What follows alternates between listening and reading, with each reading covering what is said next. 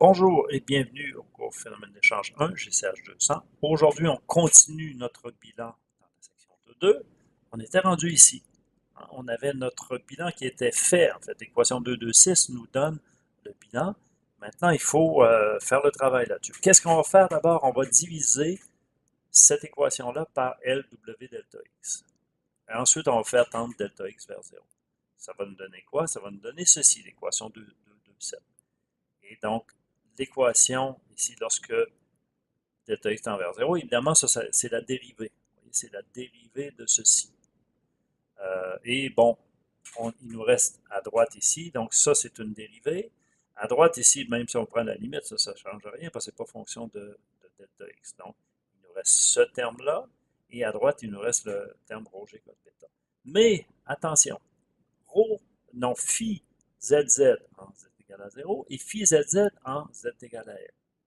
Il faut bien voir, là, retournez voir sur votre bilan, vous allez voir que ces deux expressions-là doivent absolument être égales. Okay?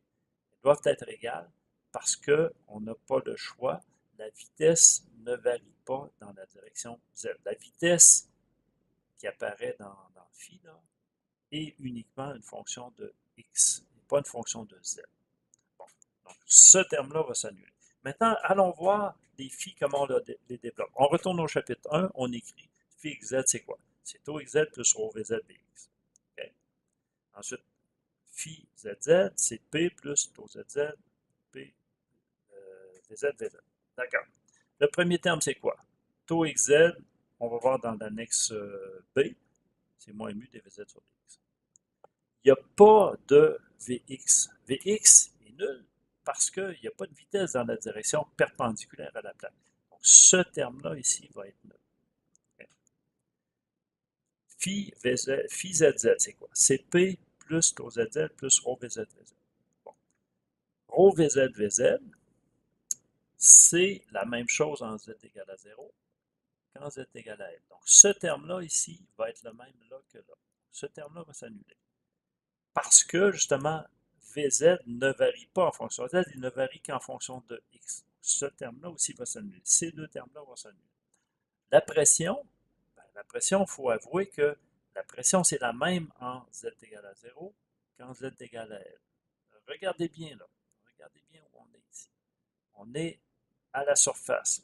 Je retourne même jusqu'en arrière ici.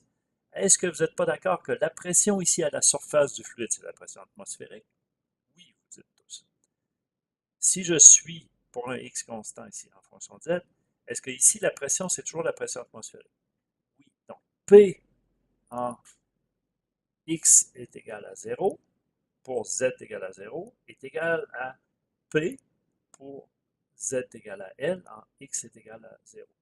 Et ça, vous faites la même chose si pour n'importe quelle valeur de x, une valeur constante, la même valeur là que là, vous allez trouver la même chose. Donc, effectivement, P en z égale à 0 est égal à P en z égale à L pour toute valeur de x. Donc, ce terme-là aussi, ce dernier terme-là s'annule. Donc, il va ne rester dans cette expression-là que ceci. D de taux xz sur dx est égal à rho g cos bêta.